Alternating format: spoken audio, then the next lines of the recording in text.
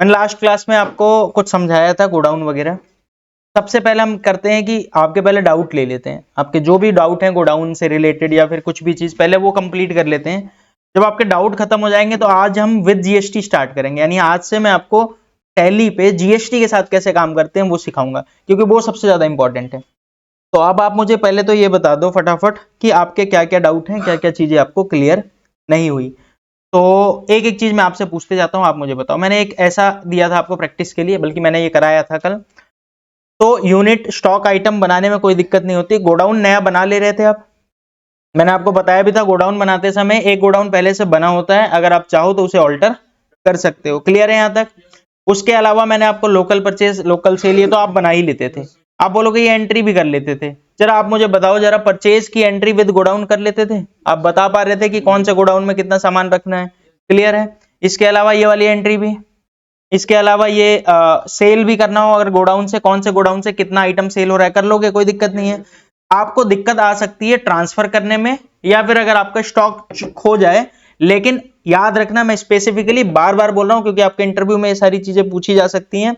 हम जो loss of stock की बात कर रहे हैं वो मेन मतलब अब नॉर्मल लॉस की बात नहीं कर रहे हैं, नॉर्मल लॉस की बात कर रहे हैं। मतलब आपको पता है कि इतना लॉस तो होता रहता है, आप इतने के लिए तैयार थे पहले से ही, वो आपके क्या होते हैं? Normal loss. और उसके लिए मैं आपको बता रहा हूं, अभी जो मैंने ये वाला लॉस समझाया ये उसके लिए समझाया। एक होता है एबनॉर्मल लॉस, कि मुझे तो पता है एक भी चोरी नहीं होना चाहिए था पर फिर भी 10 पीस चोरी हो गया।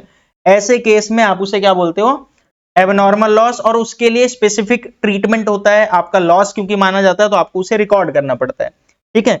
तो उसके हिसाब से अलग तरीके से हमें एंट्री करनी होती है। तो वो अभी मैंने नहीं समझाया, वो आगे चल के जब जीएसटी में आप थोड़ा एक्सपर्ट हो जाओगे तब आपको वो समझाऊंगा।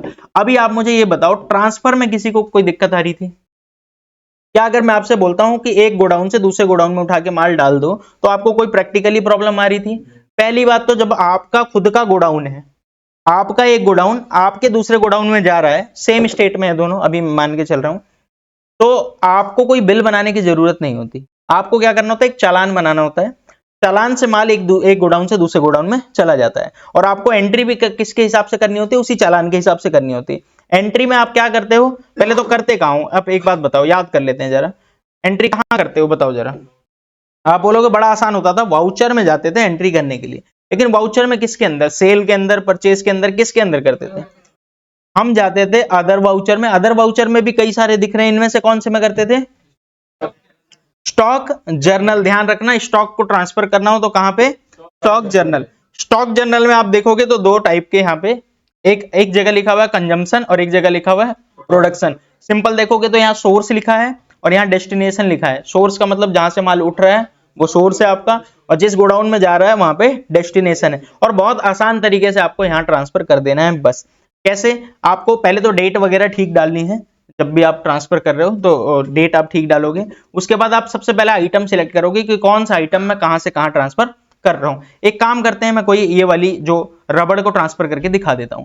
जैसे रबड़ मैंने ट्रांसफर किया है कहां से? फ्रॉम फरीदाबाद गोडाउन और सराय गोडाउन, दोनों से उठाया 40 और 20 केजी और डाल दिया मेन लोकेशन पे। यानी कि पूरे फरीदाबाद से 40 केजी उठा के मेन लोकेशन पे, और सराय से 40 केजी 20 केजी उठा के मेन लोकेशन पे।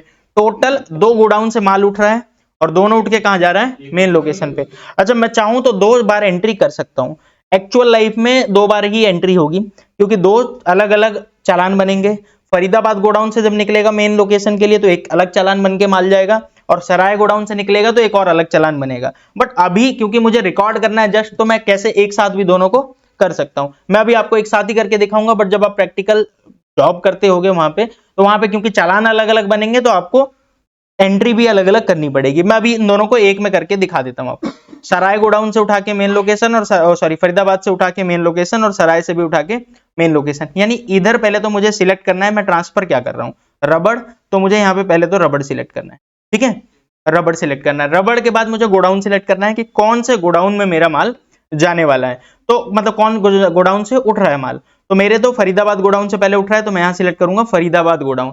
आगे बढ़ने से पहले एक बार चेक कर लेना क्या फरीदाबाद गोडाउन में 40 केजी से ज्यादा पड़ा हुआ है, क्योंकि अगर उससे ज्यादा है तभी आप ट्रांसफर कर पाओगे। तो अभी यहाँ पे तो फरीदाबाद में 200 केजी पड़ा हुआ है, तो मैं ट्रांसफर कर सकता हूँ इजीली। फरीदाबाद में मैंने 40 केजी सिलेक्ट कर लिया, ठीक है?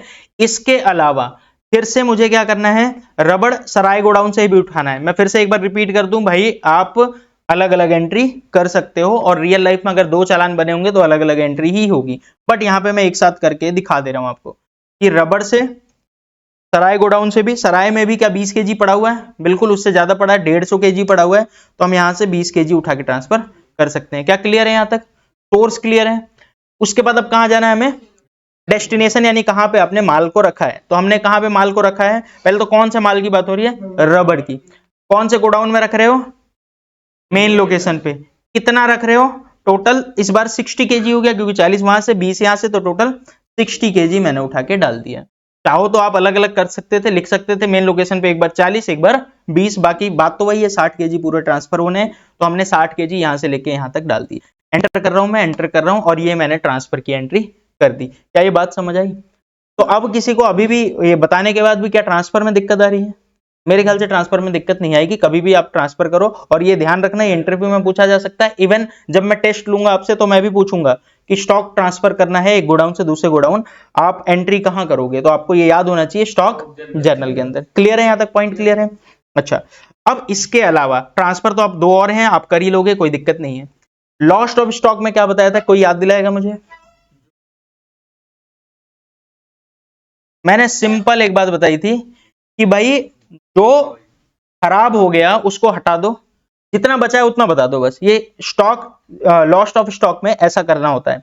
जैसे मैं रबड़ वाला कराता हूं, क्योंकि अभी अभी हमने रबड़ की एंट्री की, तो 5 केजी मेन लोकेशन से क्या हो गया है, लॉस्ट हो गया है। अब वो लॉस्ट होने का रीजन एबनॉर्मल लॉस नहीं है, नॉर्मल लॉस है। नॉर्मल लॉस है, वो कोई सा भी लॉस हो सकता है, नॉर्मली इतना खोता रहता है, 5 केजी खो गया। कहां रिकॉर्ड करें, कैसे रिकॉर्ड करें? तो क्या बताया था, किसी को याद है? मैंने बोला था आप जाओ कहां पे, वाउचर में, और वाउचर के अंदर कहां पे, अदर वाउचर में, अदर वाउचर के अंदर कहां पे, फिजिकल स्टॉक। यहां पे हमें बताना होता है कि कौन सा स्टॉक कितना बचा है। ध्यान रखना, कितना खोया है ये नहीं बताना होता, कितना बचा है ये बताना होता है। तो सबसे पहले हम सिलेक्ट करेंगे कौन से गोडाउन की, कौन से आइटम की बात हो रही है, रबड़ की। कौन से गोडाउन से, मेन लोकेशन से। कितनी क्वांटिटी, अब आप बोलोगे 5 खराब हुई, 5 नहीं लिखना है, कितनी बची ये लिखना है। कहां से देखें कितनी बची है, एक तो स्टॉक क्वेरी में जाके देख सकते हो, दूसरा क्या मैं यहीं से देख सकता हूं। देखो ये मेन लोकेशन जैसे ही आप सिलेक्ट करोगे तो यहां आ जाएगा, मेन लोकेशन पे 60 केजी पड़ा है, तो आपको यहां से भी पता चल जाएगा 60 पड़ा है, 5 खराब हो गया तो कितने बचे होंगे, 55। तो आप डायरेक्ट यहाँ पे मैनुअली 55 केजी लिख सकते हो, इसके अलावा और कुछ लिखने की जरूरत नहीं। एंटर एंटर एंटर और एंटर, तो इस तरह से आपने लॉस बता दिया है कि मेरा इतना आइटम लॉस हो गया है। समझ आया? ध्यान रखना, कितना आइटम लॉस हुआ तुमने ये नहीं बताया, कितना आइटम बचा है तुमने ये बताया। अब बताओ, अब किसी को स्टिल कोई दिक्कत आ रही है, अदरवाइज मैं इसे फाइनल करूं कि खत्म हो गया, ये आगे बढ़ते हैं। डन है, क्लियर है, डन है। चलो, अब मैंने आपको ये बता दिया। अब एक चीज जो मैं बताना चाहता हूं, अगर वो आप नोट कर लोगे, अगर आप कॉपी पेन लाते हो और आप चाहते हो कि मैं नोट करना चाहता हूं कुछ चीज, तो आप नोट कर सकते हो। जस्ट मैं वही चीज जो अभी तक बताया उसको एक हल्का सा ओवरव्यू देना चाहता हूं, ताकि आपकी चीजें क्लियर हो जाए, मुझे क्या क्या पढ़ना है, कैसे कैसे पढ़ना है, क्या क्या अब तक कर रहा हूं। तो देखो, अब मैं बता रहा हूं, आप नोट करना चाहो तो आराम से नोट कर सकते हो, मैं सिंपल सिंपल चीजें बोल रहा हूं, दिमाग में भी बिठा सकते हो। मैंने आपको बोला कि जब भी कोई काम मिले आपके पास टैली का, तो आपको कुछ स्टेप्स को फॉलो करना है। जब भी आपके पास टैली का कोई काम मिले, चाहे आपका कोई दोस्त हो, चाहे आपका कोई क्लाइंट हो, आके आपको टैली का काम देता है कि मेरा ये काम करना है, तो आपको मिनिमम कितने हैं, अभी विदाउट जीएसटी बता रहा हूं, 4 स्टेप फॉलो करने हैं। कितने स्टेप? 4 स्टेप कंपनी क्रिएशन के लिए। ध्यान से सुनना, कंपनी क्रिएशन के लिए 4 स्टेप फॉलो करने, 1 2 3 4, जो दिमाग में बिठा सकते हो आप आराम से। सबसे पहला, क्रिएट कंपनी। टैली में तो एक नई कंपनी बनानी पड़ेगी आपको, तभी आप काम कर पाओगे। पुरानी कंपनी में, किसी के भी कंपनी में काम नहीं करना, बल्कि एक नई कंपनी बनानी है, वहां काम करना है। दूसरा स्टेप क्या बताया था, इनेबल फीचर। आप जाके फीचर इनेबल कर दो, आप बोलो कि भाई साहब मेरे को ये चाहिए, ये यस करना है, ये नो करना है। क्लियर है यहां तक पॉइंट? अच्छा, तीसरे नंबर पे आपको यूनिट बनानी है। आपको पता होना चाहिए कि सर हम कौन कौन से यूनिट में डील करेंगे, केजी में, पीसेज में। अच्छा, मान लेते हैं मुझे ठीक से नहीं बता रहा हूं, तो क्या मैं यूनिट जरूरी है कि अभी बनाऊं तभी काम आगे बढ़ेगा? मत बनाओ, जब बिल आएगा, बिल देख के आपको पता चल जाएगा केजी में बेचा है तो केजी के यूनिट बनाना, नहीं तो नहीं। यानी ये मैं जस्ट आपको इजी वे में बता रहा हूं कि अगर इजीली आपको सीखना है तो आप कुछ चीजें स्टेप्स रट सकते हो, अदरवाइज जरूरी नहीं है, आप बाद में भी कर सकते हो। ठीक है, तो कंपनी बनानी है, फीचर बनाना है, यूनिट बनानी है। इसके अलावा बताओ जरा, स्टॉक आइटम बनाना है। इसके अलावा बताओ, पांचवा स्टेप, मैंने पांचवा बाद में बोला नहीं था उस टाइम पे, गोडाउन बनाना है इफ रिक्वायर्ड। इफ रिक्वायर्ड, तो आपको ये 5 चीजें बनानी पड़ेगी। क्लियर है? कंपनी बनानी है, फीचर बनाना है, यूनिट बनानी है, स्टॉक आइटम बनाना है और गोडाउन बनाना है अगर जरूरत है, नहीं तो नहीं। यहां से आपकी कंपनी तैयार हो गई, यहां से आपकी कंपनी तैयार हो गई। एक ये काम रहेगा, आप बोलोगे कि ये सब हमें आता है, हम कर लेंगे आराम से, कोई दिक्कत नहीं है। इसके अलावा मुझे परचेज की एंट्री करनी है। किसकी एंट्री करनी है? परचेज की एंट्री करनी है। तो क्या कुछ नए स्टेप बनाने पड़ेंगे? बिल्कुल, ये आप नोट कर लेना चाहो तो। कंपनी क्रिएट करके ये 5 हो गया। अब जब आप परचेज की एंट्री करोगे, जब आप परचेज की एंट्री करोगे तो आपको मेनली 2 चीज तो बतानी पड़ेगी। एक तो हम कैसी परचेज करते हैं, लोकल परचेज, सेंट्रल परचेज, और एक किससे किससे परचेज करते हैं, जैसे मिस्टर ए से, मिस्टर बी से, मिस्टर सी से, किससे किससे परचेज करते हैं। तो एक तो आपको परचेज का लेजर बनाना पड़ेगा जिसमें आप लिखते हो लोकल परचेज और क्या लिखते हो, सेंट्रल परचेज। और दूसरा आपको क्या करना पड़ेगा, क्रेडिटर बनाने पड़ेंगे, सन्ड्री क्रेडिटर जिसे बोलते हो, जैसे मिस्टर ए से खरीदते हैं, मिस्टर बी से खरीदते हैं, मिस्टर सी से खरीदते हैं। समझ आ रहा है आप? ठीक है, सॉरी ये पार्टी नेम ही है ना, क्रेडिटर। ठीक है, तो आपको ये 2 चीज करना पड़ेगा, उसके बाद आप परचेज की एंट्री कर पाओगे। और सेम इसी तरह अगर आपको सेल की एंट्री करनी है तो क्या क्या करना पड़ेगा? आप बोलोगे अगर सेल की एंट्री करनी है तो फिर से 2 चीज पे ध्यान देना होता है। एक तो जो सेल है वो कौन कौन सी, लोकल सेल और सेंट्रल सेल। इसके अलावा डेटर बनाने पड़ते हैं कि हम किसको किसको बेचते हैं, जैसे मिस्टर एक्स को बेचते हैं, मिस्टर वाई को बेचते हैं, मिस्टर जेड को बेचते हैं। क्या ये बात समझ आ गई? अब आप बोलोगे ये 5 तो हमें याद ही रहता है क्योंकि कंपनी बनते ही सबसे पहले फीचर तुरंत पूछ लेता है। यूनिट स्टॉक आइटम बना लूंगा, और अगर मुझे पता चल गया गोडाउन है तो ये भी बना लूंगा, ये तो मेरे को याद रहता है। बट मैं इसमें भूल जाता हूँ, ये भूल जाता हूँ। कई लोग भूल जाते हैं ना, ये मेरे को ध्यान नहीं आ रहा यार, क्या था, कौन से परचेज बनाने थे, कौन से क्रेडिटर। अगर ये आप भूल जाते हो तो इसके लिए मैं एक ट्रिक बता रहा हूँ। आपके पास बस टैली होनी चाहिए। आप एक बार फटाफट टैली ओपन करना और कहाँ चले जाना, वाउचर में, परचेज की एंट्री में। किसकी? परचेज की एंट्री में। तो आप देखो जरा आपको रिक्वायरमेंट क्या क्या होती है। बिल नंबर वगैरह तो आप डाल देते हो कुछ भी। उसके बाद आपको एक तो पार्टी की रिक्वायरमेंट होती है, तो किससे परचेज कर रहे हो ये बनाना पड़ेगा। और दूसरा आपको किस चीज की रिक्वायरमेंट होती है, लोकल परचेज और सेंट्रल परचेज। तो अगर आप भूल भी रहे हो पीछे तो आप यहां से आपको याद आ जाएगा कि यार ये 2 चीज तो रह गई थी। तो आप चाहो तो उस टाइम बना लो, चाहो तो नया बना लो। तो मेनली आपको ये स्टेप्स फॉलो करने होते हैं, कंपनी क्रिएट करके ये 5 स्टेप, और परचेज की एंट्री करने से पहले ये 2 स्टेप, और सेल की एंट्री करने से पहले ये 2 स्टेप। मैं यहाँ पे वेट कर रहा हूँ, आप चाहो तो फोटो खींच लो, घर पे जाके कर लो। ये रहा आपका, आप चाहो तो फोटो खींच लो, घर पे जाके नोट कर लेना। कोई अभी करना चाहता है तो अभी नोट कर सकता है, आप ये कर लो, फिर मैं आगे बढ़ता हूँ।